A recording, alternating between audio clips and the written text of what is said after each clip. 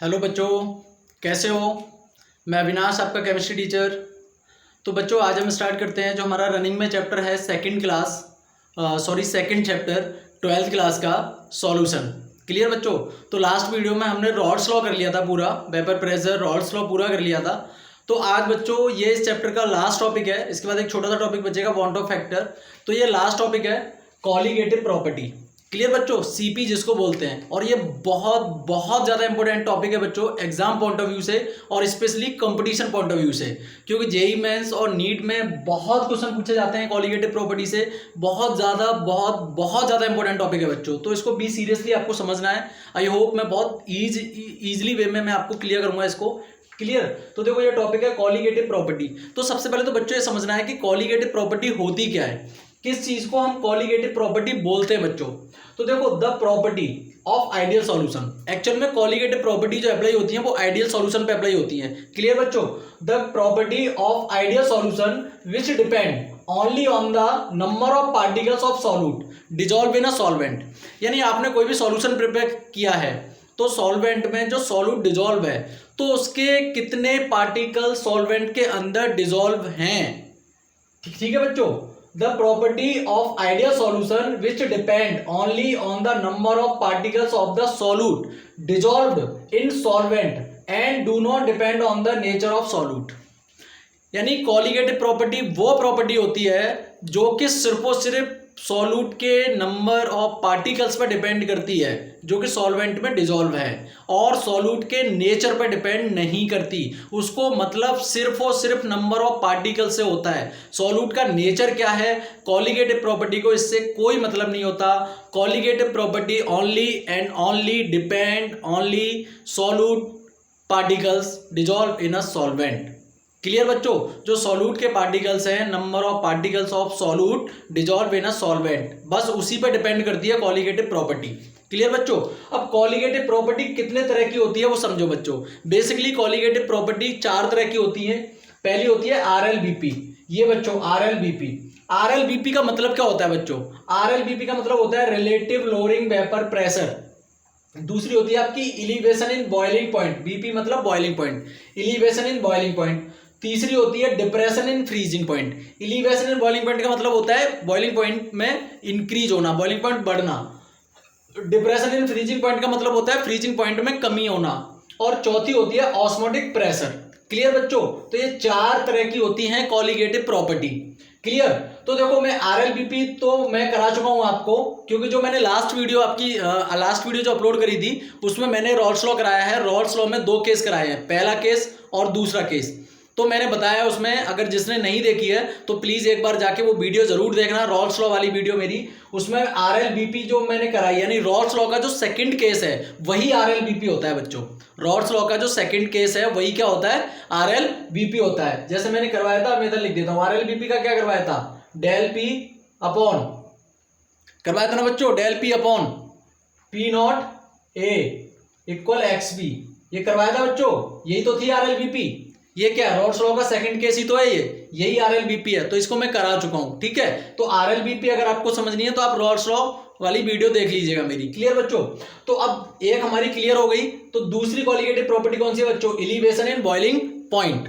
तो ये हेडिंग लगानी है आपको, इलिवेशन इन बॉइलिंग पॉइंट। ये आपकी दूसरी कॉलीगेटिव प्रॉपर्टी है, इलिवेशन इन बॉइलिंग पॉइंट। तो अब इलिवेशन इन बॉइलिंग पॉइंट को समझने के लिए बच्चों आपको सबसे पहले तो ये बहुत अच्छे से क्लियर होना चाहिए कि एक्चुअल में बॉइलिंग पॉइंट क्या होता है। क्लियर बच्चों, ये बहुत अच्छे से क्लियर होना चाहिए कि बॉइलिंग पॉइंट क्या होता है। अगर बॉइलिंग पॉइंट आपकी समझ में आ गया तो इलिवेशन इन बॉइलिंग पॉइंट आपको इजीली समझ में आ जाएगा बच्चों।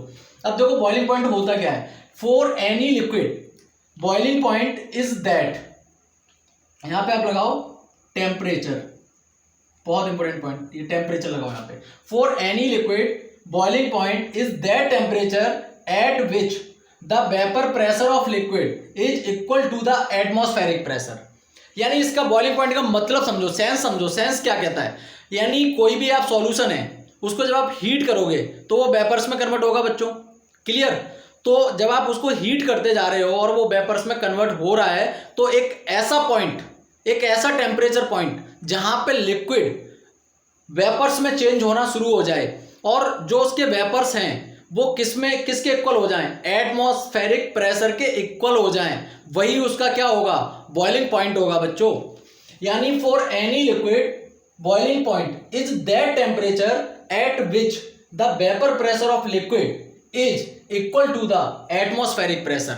यानी बॉइलिंग पॉइंट एक ऐसा टेम्परेचर पॉइंट होता है जहां पे जो सॉल्यूशन आपने लिया है, जो लिक्विड आपने लिया है, उसके जो वेपर प्रेशर हैं वो एटमॉस्फेरिक प्रेशर के इक्वल हो जाएं, वही उसका क्या होगा, बॉइलिंग पॉइंट होगा। अब हम इसको एक ग्राफिकली समझते हैं बच्चों, बहुत अच्छे से समझाता हूं मैं आपको, तब तक इसका स्क्रीनशॉट ले लीजिए, उसके बाद मैं इसको रफ करता हूं।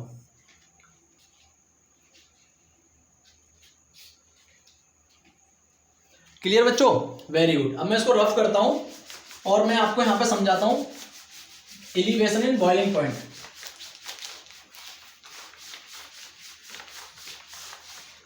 क्लियर बच्चों, एलिवेशन इन बॉइलिंग पॉइंट। अब देखो इसको समझो, एलिवेशन इन बॉइलिंग पॉइंट, ये समझो एलिवेशन इन बॉइलिंग पॉइंट। अब देखो इसको ग्राफिकली समझो, एलिवेशन इन बॉइलिंग पॉइंट क्या कह रहा था, यानी बॉइलिंग पॉइंट क्या कह रहा था, बॉइलिंग पॉइंट का मतलब था कि जो लिक्विड के वेपर प्रेशर होते हैं वो एटमॉस्फेरिक प्रेशर के इक्वल हो जाएं, वही उसका क्या होगा, बॉइलिंग पॉइंट होगा। क्लियर। अब देखो इसको ग्राफिकली समझो, जैसे सपोज करो कि आपने यहां पे एक लिया, ये एक सॉल्यूशन है, यहां पे मान लो वाटर ही है और ये प्योर स्टेट में है अभी। क्लियर बच्चों, ये प्योर स्टेट में है तो इसके वेपर्स बन रहे होंगे, ये प्योर स्टेट में है तो इसके वेपर्स बन रहे होंगे, ये प्योर लिक्विड है। क्लियर बच्चों, तो अभी हम सिर्फ इस वेपर की बात करते हैं, ग्राफ बनाते हैं यहां पे। अब देखो ग्राफ का मतलब समझो, ये ग्राफ है, ठीक, तो ये ग्राफ तो हो गया वेपर प्रेशर का, इसकी तरफ वेपर प्रेशर, और ये हो गया बच्चों आपका टेम्परेचर। क्लियर, ये वेपर प्रेशर और ये क्या हो गया, टेम्परेचर। क्लियर। अब देखो अभी हम सिर्फ प्योर की बात कर रहे हैं यहाँ पे, तो प्योर के लिए आप क्या देखोगे, जैसे ये H2O है, सपोज करो ये H2O है, इसके वेपर प्रेशर होंगे, उसका जो टेम्परेचर है वो क्या है, रूम टेम्परेचर। रूम टेम्परेचर कितना होता है, 25 डिग्री सेल्सियस, ये होता है रूम टेम्परेचर, ये रूम टेम्परेचर पे है। अब सपोज करो कि यहाँ पे टेम्परेचर है ये तो मान लो 0 डिग्री टेम्परेचर हो गया, ठीक है, और यहाँ का टेम्परेचर हो गया 25 डिग्री सेल्सियस, ठीक, 25 डिग्री सेल्सियस। तो 25 डिग्री, अब इसके जो वेपर्स होंगे वो ज्यादा होंगे, तो सपोज करो कि इसके वेपर्स यहाँ बन रहे हैं, यहाँ पे इसके ये वेपर प्रेशर यहाँ है इसका। तो अब देखिए जैसे ये है, ये हमने मान लिया, मान लो इसका एटमॉस्फेरिक प्रेशर है, ये एटमॉस्फेरिक प्रेशर है, ये हमने मान लिया। ये वाला पॉइंट क्या है, एटमॉस्फेरिक प्रेशर, और ये 25 डिग्री सेल्सियस पे। अभी सिंपल देखो यहाँ पे समझना है इसको, ये नॉर्मल प्योर स्टेट में हमने लिक्विड लिया है, यहाँ पे ये प्योर लिक्विड है, ठीक बच्चों। अभी हम प्योर लिक्विड की बात कर रहे हैं, केवल समझना है यहाँ पे, ये प्योर लिक्विड है, मान लो पानी है, और ये रूम टेम्परेचर पे 25 डिग्री सेल्सियस यहाँ पे टेम्परेचर है, तो वेपर प्रेशर ज्यादा होगा। प्योर स्टेट में वेपर प्रेशर हमेशा ज्यादा होता है बच्चों। तो देखो यहाँ पे क्या होगा कि जैसे हम इसको हीट करेंगे तो ये, अब बॉइलिंग पॉइंट क्या कहता है, जब हम इसको टेम्परेचर, अभी कितना है इसका टेम्परेचर 25 डिग्री सेल्सियस, लेकिन जैसे ही हम इसको हीट करेंगे टेम्परेचर बढ़ेगा तो ये इसका जो लिक्विड है ये किस में कन्वर्ट होगा, वेपर्स में कन्वर्ट होगा, और ये जो वेपर है इसके, ये एटमॉस्फेरिक प्रेशर के इक्वल हो जाएंगे, वही उसका क्या हो जाएगा, बॉइलिंग पॉइंट हो जाएगा बच्चों। तो अब जैसे ही हमने दिया तो देखो ये शुरू हो गया, ये चलता गया, यहां इस पॉइंट पे आके इसने देखो वेपर प्रेस, जो एटमॉस्फेरिक प्रेशर है उसको इस वेपर प्रेशर ने क्या कर दिया, कट कर दिया। अब यही इसका क्या होगा, बस यही पॉइंट इसका क्या होगा, बॉइलिंग पॉइंट होगा बच्चों। ये इसका क्या हो गया, बॉइलिंग पॉइंट हो गया। कहाँ गया, यहाँ पे इस पॉइंट पे आ गया। क्लियर बच्चों, थोड़ा आगे कर लेते हैं, ये इस पॉइंट पे आ गया। अब जैसे सपोज हम पानी की बात कर रहे हैं, तो देखो अभी हमने प्योर स्टेट में लिया है तो हम इसको क्या मानेंगे, प्योर स्टेट में लिया है तो इसको क्या मानेंगे, T मतलब टेम्परेचर और B मतलब बॉइलिंग पॉइंट की बात कर रहे हैं, तो T भी हो गया, और यहाँ पे हम लगाएंगे नॉट, क्योंकि कौन सी स्टेट में हम ले रहे हैं, अभी प्योर स्टेट में ले रहे हैं बच्चों, प्योर स्टेट में। तो देखो बॉइलिंग पॉइंट का मतलब क्या होता है, बॉइलिंग पॉइंट का मतलब अभी हमने डेफिनेशन क्या बताई थी कि जहां पे लिक्विड का वेपर प्रेशर एटमॉस्फेरिक प्रेशर के इक्वल हो जाए, वही क्या हो जाएगा उसका बॉइलिंग पॉइंट।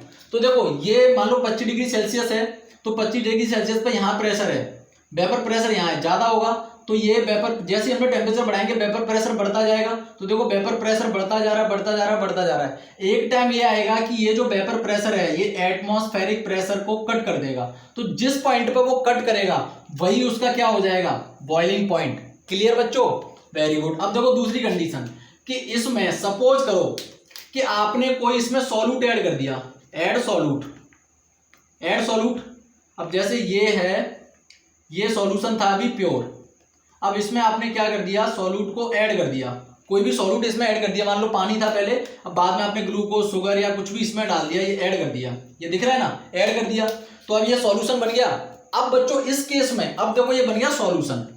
अब देखो इस सॉल्यूशन के केस में अगर आप देखोगे तो सॉल्यूशन के केस में देखो अब ये क्या था, सॉल्यूशन का जो वेपर प्रेशर है, अब ये सॉलिड इसमें ऐड कर दिया तो वेपर प्रेशर कम होगा। हमने लास्ट रॉड्स लॉ में पढ़ी है ना, ये बात मैंने आपको पढ़ाई है। अब इसमें सॉल्यूट ऐड कर दिया तो वेपर प्रेशर क्या होगा, इसका कम होगा बच्चों।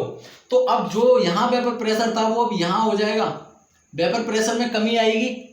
अब देखो इसका देखो, जब वेपर प्रेशर में कमी आएगी तो यहाँ पे फिर वही है, इसको हीट करो। तो जब हीट करोगे तो इसको टेम्परेचर ज्यादा देना पड़ेगा बच्चों, देना पड़ेगा ना। तो इसको अब फिर देखो यहाँ पे, अब ये लाइन और आई कर लो, अब ये लाइन यहां पे कट कर रही है यहाँ पे। क्लियर बच्चों, तो इसका बॉइलिंग पॉइंट कहां पे, कौन से जाके उस पर निकलेगा, इस पॉइंट पे निकलेगा बच्चों। इसका बॉइलिंग पॉइंट कहां निकलेगा, यहां निकलेगा। समझो इस चीज को, इसका बॉइलिंग पॉइंट यहीं तो निकलेगा। ये इसका बॉइलिंग पॉइंट हो गया इस सॉल्यूशन का। इसको हमने क्या मान लिया, इसको हमने मान लिया टीबी, टीबी, क्योंकि ये टी नॉट बी किसमें, प्योर स्टेट में, और ये किसमें, सॉल्यूशन में। तो इसको हमने क्या मान लिया, टीबी, और इसको क्या मान लिया, टी नॉट बी, यानी temperature in boiling point, temperature in boiling point not लगा, तो मतलब प्योर स्टेट में हो गया। क्लियर बच्चों। अब देखो हमारा टॉपिक क्या है, एलिवेशन इन बॉइलिंग पॉइंट। अब देखो समझो यहाँ पे, जब हमने प्योर स्टेट में लिक्विड लिया था, प्योर स्टेट में, तो हमारा बॉइलिंग पॉइंट कहाँ आ रहा था, यहाँ। जैसे सपोज करो ये प्योर वाटर है, और वाटर का बॉइलिंग पॉइंट कितना होता है, 100। तो सपोज करो इसका 100 डिग्री सेल्सियस हो गया, तो इसका कितना हो गया, मान लो 1010 हो गया। तो बॉइलिंग पॉइंट क्या हो रहा है, बढ़ रहा है ना। इधर टेम्परेचर देखो क्या हो रहा है, इंक्रीज हो रहा है, तो बॉइलिंग पॉइंट बढ़ रहा है ना। यानी प्योर स्टेट में आपने लिया तो ये आ रहा है, लेकिन जब सॉल्यूट ऐड करके सॉल्यूशन आपने प्रिपेयर कर दिया, फिर सॉल्यूशन को जब हीट किया तो उसका जब बॉइलिंग पॉइंट देखा तो वो यहाँ जाके इसको कट कर रहा है, एटमॉस्फेरिक प्रेशर को। जबकि बॉइलिंग पॉइंट कहता क्या है कि जहां भी वेपर प्रेशर एटमॉस्फेरिक प्रेशर को कट कर दे वही उसका क्या होगा, बॉइलिंग पॉइंट। तो देखो प्योर स्टेट में तो वो यहाँ पे कट कर रहा है, लेकिन जब सॉल्यूशन बन गया और सॉल्यूट ऐड कर दिया इसमें तो वो यहाँ पे कट कर रहा है। तो ये क्या हो गया, टी नॉट बी। ठीक है, तो अब देखो ये जो बीच का है ना सिस्टम, ये बीच का ये डिफरेंस जो दिख रहा है आपको, ये वाला जो बीच का डिफरेंस दिख रहा है, ये क्या हो गया, डिफरेंस इन बॉइलिंग पॉइंट हो गया बच्चों। तो इसको हम क्या बोल सकते हैं, डेल टीबी बोल सकते हैं, difference in boiling point, delta TB. क्योंकि डेल मतलब क्या होता है, डिफरेंस होता है, टीबी मतलब टेम्परेचर इन बॉइलिंग पॉइंट। तो इन दोनों के बीच को क्या बोलेंगे, डिफरेंस इन बॉइलिंग पॉइंट बोल देंगे बच्चों। अब देखो डेल्टा टीबी आपको निकालना है, मान लो यहां से मैं ले लेता हूं, जैसे ये है डेल टीबी। अब डेल्टा टीबी आपको निकालना है, कैलकुलेट करना है, तो ज्यादा में से कम को घटाएंगे। अब ज्यादा कौन सा है यहाँ पे, टीबी, तो यहाँ पे क्या करोगे, TB minus T not be. अब जैसे फॉर एग्जांपल कि डेल्टा टीबी, इसी का डेल्टा टीबी निकालना है आपको। तो देखो टीबी कितना है, 110 है सॉरी, माइनस 100, तो डेल्टा टीबी कितना आ जाएगा, यहाँ पे 10 आ जाएगा बच्चों। यही तो हो गया। क्लियर। तो ये आपका, अब यहाँ पे देखो क्या हो रहा है, बॉइलिंग पॉइंट बढ़ रहा है ना। यानी जब प्योर में हमने लिया था तो कितना था, 100, लेकिन जब हमने सॉल्यूट को इसमें ऐड कर दिया, सॉलिड ऐड सॉल्यूट, कैसा है, सॉलिड है, ये सॉल्यूट कैसा है, सॉलिड, इसको जब ऐड कर दिया उसके बाद हमने देखा तो बॉइलिंग पॉइंट क्या हो रहा है, बढ़ रहा है ना बच्चों। तो इसी को तो हम बोलते हैं elevation in boiling point. Elevation का मतलब क्या होता है, किसी चीज का बढ़ना, कोई चीज बढ़ रही है, एलिवेशन हो रहा है उसमें, तो एलिवेशन इन बॉइलिंग पॉइंट। तो बॉइलिंग पॉइंट में एलिवेशन हो रहा है ना बच्चों, इसी को तो हम बोलते हैं elevation in boiling point. Clear. तो देखो मैं इसको रफ करता हूं यहाँ पे। अब देखो इसका फॉर्मूला देखो, ये फॉर्मूला लिखा है डेल्टा टीबी, तो TB minus T not be, यही तो हो जाएगा, TB minus T not be. Clear बच्चों। अब देखो यहाँ पे क्या होता है कि जो डेल्टा टीबी होता है, डेल्टा टीबी ये डायरेक्टली प्रोपोर्शनल होता है किसके, सॉल्यूट के। समझो इस चीज को, इस ग्राफ के थ्रू समझो। डेल्टा टीबी डायरेक्टली प्रोपोर्शनल किसके होगा, सॉल्यूट के ही तो होगा बच्चों। क्यों, क्योंकि जैसा सॉल्यूट होगा बॉइलिंग पॉइंट उसी हिसाब से तो बढ़ेगा, सॉल्यूट के ही बॉइलिंग हिसाब से तो बॉइलिंग पॉइंट बढ़ेगा। तो डेल्टा टी भी डायरेक्टली किस पे डिपेंड कर रहा है, जो डिफरेंस आ रहा है किसकी वजह से आ रहा है, सॉल्यूट की वजह से ही तो आ रहा है, सॉल्यूट आपने ऐड किया तभी तो बॉइलिंग पॉइंट बढ़ा। तो डेल्टा टी भी डायरेक्टली प्रोपोर्शनल किसके हो गया, सॉल्यूट के। तो सॉल्यूट, और देखो जब इस तरह के ब्रैकेट में कोई चीज लिखी जाती है तो हमेशा वो कौन से टर्म में होती है बच्चों, कंसेंट्रेशन टर्म होता है कि नहीं होता, उसका कौन सा टर्म होता है, कंसेंट्रेशन टर्म होता है। क्लियर। अब यहाँ पे कौन सा कंसेंट्रेशन टर्म हम लेंगे, तो बच्चों ये सबसे इंपॉर्टेंट बात है, यहाँ पे जो हम कंसेंट्रेशन टर्म लेंगे वो हम लेंगे मोलालिटी। अब मोलालिटी क्यों लेंगे, मोलारिटी क्यों नहीं ले सकते, नॉर्मलिटी क्यों नहीं ले सकते, मोलालिटी ही क्यों लेंगे, उसका रीजन समझो। क्योंकि यहाँ पे हम वो टेम्परेचर लेंगे जो टेम्परेचर इंडिपेंडेंट टर्म हो। तो मोलालिटी कैसा टर्म है बच्चों, टेम्परेचर इंडिपेंडेंट टर्म है। क्योंकि अगर आपने मोलारिटी ले ली या नॉर्मलिटी ले ली, ये दोनों टर्म कैसे हैं, टेम्परेचर डिपेंडेंट। और यहाँ पे सारा खेल किसका है, सारा खेल तो टेम्परेचर का ही है। अगर आपने कंसंट्रेशन सॉल्यूट का टर्म अगर मोलारिटी ले लिया, नॉर्मलिटी ले लिया, वो कैसे टर्म है, टेम्परेचर डिपेंडेंट। तो सारा खेल तो यहाँ पे टेम्परेचर का ही है। तो हमें यहाँ पे ऐसा टर्म लेना है जिसका टेम्परेचर का कोई फर्क ही ना पड़े जिसके ऊपर। तो ऐसा कौन से टर्म होते हैं, टेम्परेचर इंडिपेंडेंट टर्म होते हैं। तो इसलिए हमने यहाँ पे क्या लिया, मोलालिटी। तो देखो delta T B directly proportional किसके हो जाएगा, एम के हो जाएगा बच्चों। ये देखो delta T B directly proportional m हो जाएगा। और प्रोपोर्शनलिटी का साइन हटाओगे तो क्या करोगे, डेल टी बी इक्वल, ये अब यहाँ पे क्या लेंगे, के बी इंटू एम, ये हो जाएगा। ये आपका मेन फाइनल फॉर्मूला ये बनेगा बच्चों, delta T B equal K B into m. अब यहाँ पे के बी क्या है, तो के बी है यहाँ पे molal elevation constant of solute, molal elevation constant of solute, ये के बी। देखो delta T B change in boiling point, m मतलब मोलालिटी, और के बी यहाँ पे क्या हो गया, के बी यहाँ पे हो गया molal constant of boiling point, molal constant of elevation boiling point. Clear बच्चों। अब देखो यहाँ पे अगर और इसको और आगे करना है तो आप यहाँ पे मोलालिटी को खोल दो, क्योंकि मोलालिटी का फॉर्मूला क्या होता है, W upon m0 into W के जी, यही तो होता है बच्चों। तो देखो अगर इसको खोलना चाहो तो देखो यहाँ पे और इसको आगे खोल सकते हो, कैसे, डेल टी बी इक्वल, तो यहाँ पे के बी रहेगा into W upon am not into W के जी, यही तो होता है। अगर इसको खोलना चाहो तो इसको खोल सकते हो आप, लेकिन ये आपका मेन फाइनल फॉर्मूला रहेगा, del T B equal K B into m. अब ये कैसे निकला आपको पता चल गया ना, सॉल्यूट कंसंट्रेशन टर्म, कंसंट्रेशन हमने कौन सा टर्म लिया, मोलालिटी लिया, तो delta T B directly proportional molality. Clear बच्चों। और प्रोपोर्शनलिटी का साइन हटाया तो हमने यहाँ पे क्या रखा, एक कांस्टेंट लिया के बी, और तो के बी कांस्टेंट का मतलब क्या है, मोलल एलिवेशन कांस्टेंट। क्लियर बच्चों। तो ये आपका कंप्लीट हो गया elevation in boiling point. Clear बच्चों। अब इसका स्क्रीनशॉट ले लीजिए।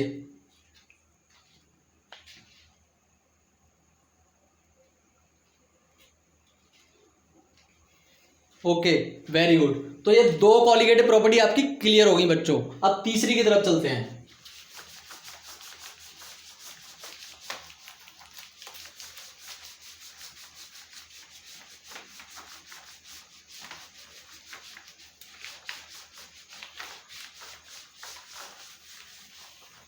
अब देखो तीसरी कॉलिगेटिव प्रॉपर्टी क्या है। तीसरी कॉलिगेटिव प्रॉपर्टी है बच्चों आपकी depression in freezing point, depression in freezing point. अब देखो डिप्रेशन इन फ्रीजिंग पॉइंट, यहां पे क्या होने वाली है, एलिवेशन बॉइलिंग पॉइंट में क्या हो रहा था, बॉइलिंग पॉइंट बढ़ रहा था, यहां पे क्या होगा, बॉइलिंग पॉइंट कम होगा। क्लियर, मतलब सॉरी फ्रीजिंग पॉइंट क्या होगा, कम होगा यहाँ पे। तो पहले तो सबसे पहले वही चीज आपको ये समझना है कि बच्चों फ्रीजिंग पॉइंट क्या होता है। जैसे उसमें आपने समझा था बॉइलिंग पॉइंट, इसमें आपको समझना है कि फ्रीजिंग पॉइंट क्या होता है। सारा गेम यहाँ पे फ्रीजिंग पॉइंट का ही है।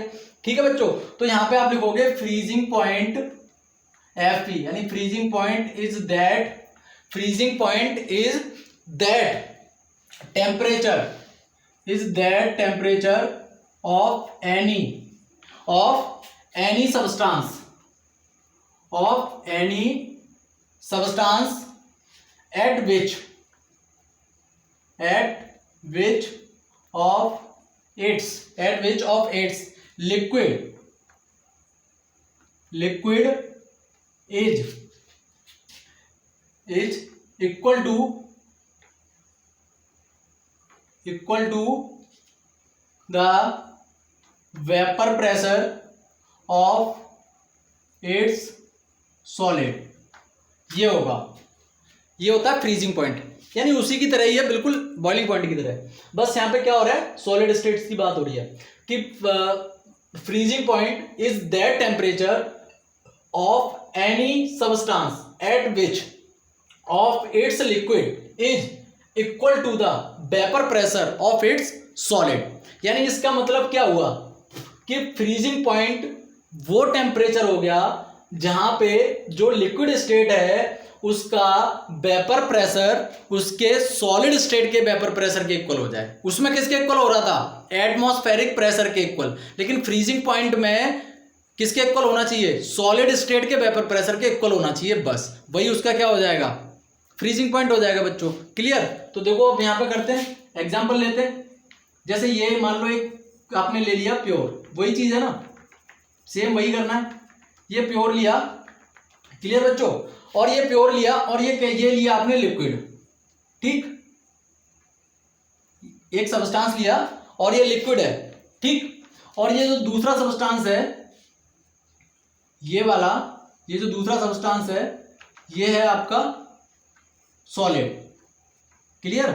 ये क्या है बच्चों, सॉलिड। अब देखो हम डिप्रेशन समझेंगे यहाँ पे, ये लिक्विड है, ये सॉलिड है, दोनों अलग है, यानी एक सॉल्यूट हो गया, एक सॉल्वेंट हो गया, ठीक है। ये लिक्विड है आपका सॉल्वेंट और ये आपका सॉलिड सॉल्यूट, दोनों अलग अलग हैं। तो पहले दोनों अलग अलग, दोनों के लिए देखते हैं। तो देखो यहाँ पे समझो कैसे है, देखो हम ग्राफिकल समझते हैं। ये हमने ग्राफ बनाया यहाँ पे बच्चों, इसको ग्राफिकल समझो। अब देखो एक्सपेरिमेंटली ऐसा देखा गया कि अब देखो इसका जो वेपर प्रेशर होगा वो ज्यादा होगा, इसका वेपर प्रेशर तो नथिंग होगा, ना के बराबर। सॉलिड है तो क्या वेपर प्रेशर होगा, उसमें नथिंग होगा, कुछ भी नहीं होगा, ठीक है, बिल्कुल नथिंग।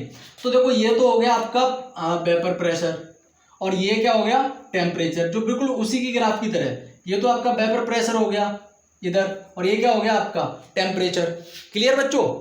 तो अब देखो यहाँ पे समझो इस चीज को, एक्सपेरिमेंटली ऐसा देखा गया। पहले हम बात करते हैं सॉलिड की, कि सॉलिड को जब आप फ्रीज करोगे तो उसका वेपर प्रेशर तो बहुत तेजी से घटेगा। देखो बॉईल करने से क्या होता है, वेपर प्रेशर बढ़ता है, और फ्रीज करने से क्या होता है, वेपर प्रेशर कम होता है। तो यहाँ पे हम किसकी बात कर रहे हैं, फ्रीजिंग पॉइंट की बात कर रहे हैं ना, चीज को फ्रीज कर रहे हैं, तो उसका वेपर प्रेशर क्या होगा। अभी ये किस स्टेट में है, सॉलिड है, और सॉलिड का वेपर प्रेशर तो होता ही नहीं है, लेकिन फिर भी आप इसको फ्रीज करोगे तो इसका वेपर प्रेशर तो बहुत तेजी से घटेगा।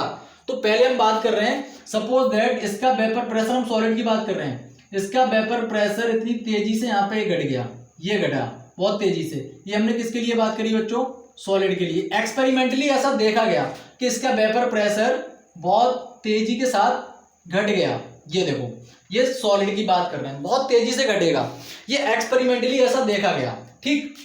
अब देखो उसी की तरह अब हम बात करेंगे किसका, लिक्विड का, लिक्विड की बात करेंगे। तो देखो अभी मान लो इसका यहां पर है, अब लिक्विड की हम बात कर रहे हैं, तो लिक्विड का वेपर प्रेशर हमने माना यहां पे। क्लियर बच्चों? लिक्विड का वेपर प्रेशर हमने क्या माना, यहां पे मान लिया। अब हम इस लिक्विड की बात कर रहे हैं, पहले हमने किसकी बात करी थी, सॉलिड की, अब किसकी कर रहे हैं, लिक्विड की।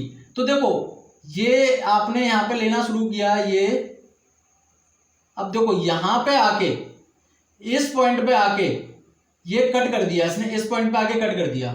तो ये जो पॉइंट होगा, ये जो पॉइंट होगा, ये जो पॉइंट, इसी को तो हम बोलेंगे बच्चों फ्रीजिंग पॉइंट। यही बात तो कही जा रही है कि freezing point is that temperature of any substance at which of its liquid is equal to the vapor pressure of its solid। यानी ये हमने किसके लिए लिया था, लिक्विड के लिए लिया है ना बच्चों, ये लिक्विड के लिए लिया है। तो डेफिनेशन क्या कह रही है समझो, freezing point is that temperature of any substance at which of its liquid is equal to the vapour pressure of it solid. ये जो लिक्विड है, ये देखो किसका वेपर प्रेशर है, सॉलिड का।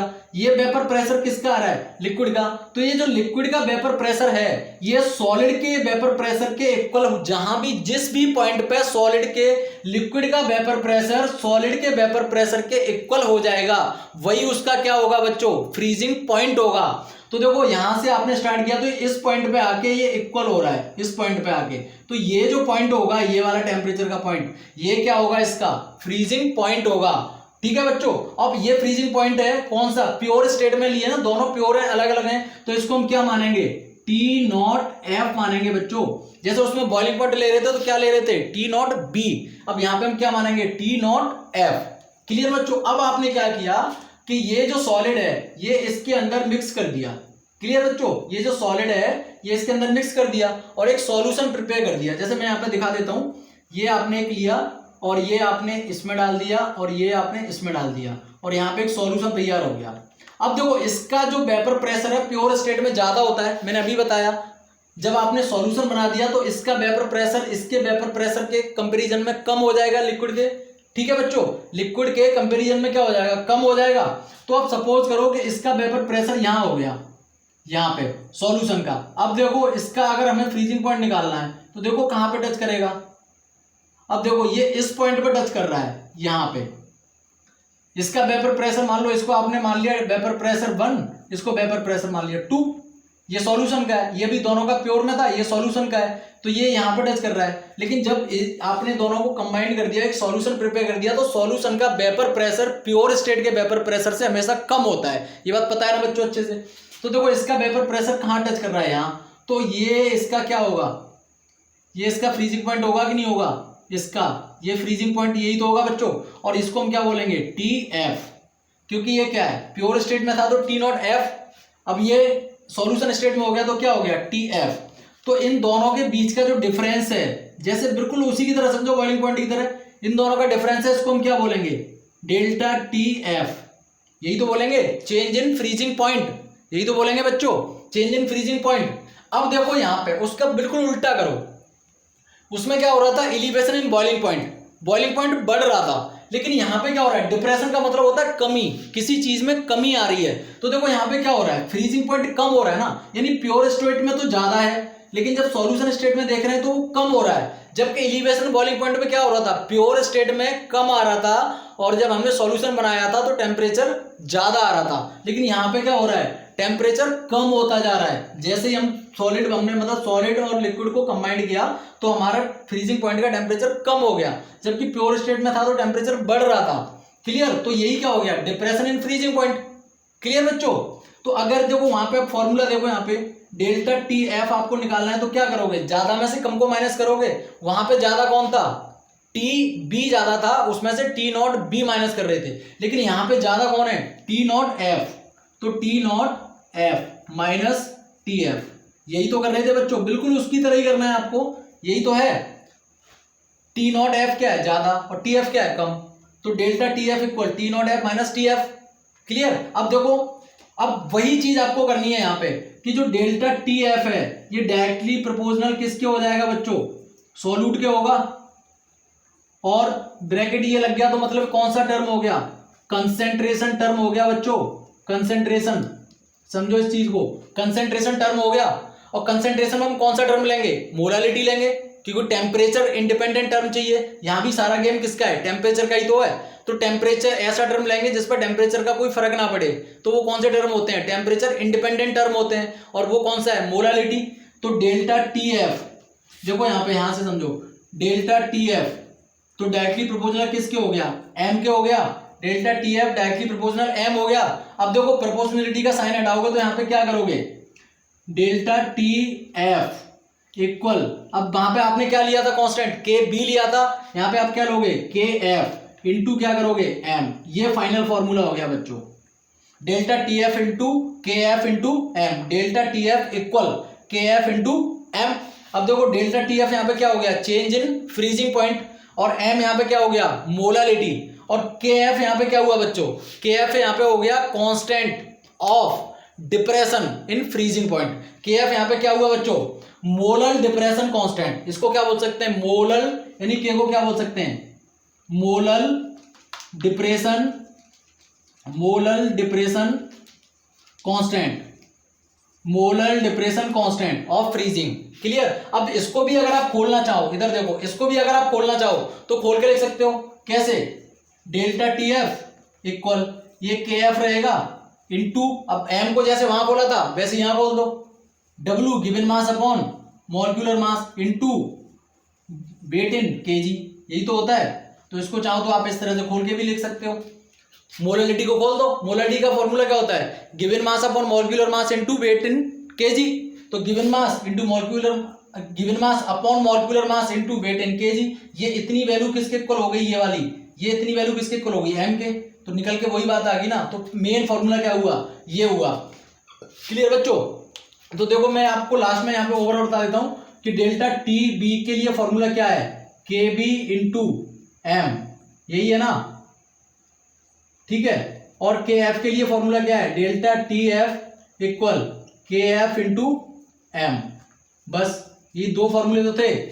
Delta T B equal K B into M, elevation in boiling point. Delta T F equal K F into M, depression in freezing point.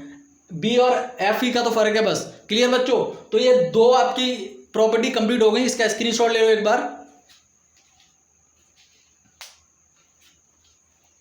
Clear बच्चों। अब देखो आपका 3 कॉलिगेटिव प्रॉपर्टीज कंप्लीट हो गई। एक तो आरएलबीपी, रिलेटिव लोअरिंग वेपर प्रेशर, उसको समझने के लिए आपको रॉड्स लॉ का सेकंड केस देखना है। उसके बाद एलिवेशन इन बॉइलिंग पॉइंट मैंने करा दिया बच्चों, और ये तीसरा डिप्रेशन इन फ्रीजिंग पॉइंट भी मैंने आपको करवा दिया। ठीक है बच्चों। 3 कॉलिगेटिव प्रॉपर्टीज आपकी कंप्लीट हो चुकी हैं बच्चों। अब तीसरी का मतलब देखो, दूसरी तो ये हो गई, तीसरी ये हो गई, और पहली क्या थी, delta T B upon P not delta del P था बच्चों। यहाँ पे क्या था, del P upon P not A equal X B. ये आपकी आर एल बी पी, ये आपकी एलिवेशन इन बॉइलिंग पॉइंट, और ये आपकी डिप्रेशन इन फ्रीजिंग पॉइंट। ये हमने ओवरऑल लिख दिया है। 3 आपकी कॉलिगेटिव प्रॉपर्टी हो गई। ठीक है बच्चों, कंप्लीट हो गई। अब आपका एक छोटा सा बचा है, चौथी कॉलिगेटिव प्रॉपर्टी, ऑस्मोटिक प्रेशर। ठीक है। और एक छोटा सा टॉपिक है वॉन्ट ऑफ फैक्टर, वो हम नेक्स्ट वीडियो में क्लियर कर लेंगे। उसके बाद हमारा ये चैप्टर बिल्कुल फिनिश हो जाएगा बच्चों। ठीक है। तो इस वीडियो को लाइक करो, शेयर करो, चैनल को सब्सक्राइब करो, और उन बच्चों को जरूर फॉरवर्ड करो जो कोचिंग एफर्ट नहीं कर पाते हैं बच्चों। So keep watching my videos and be happy, stay tuned, bye bye, take care बच्चों।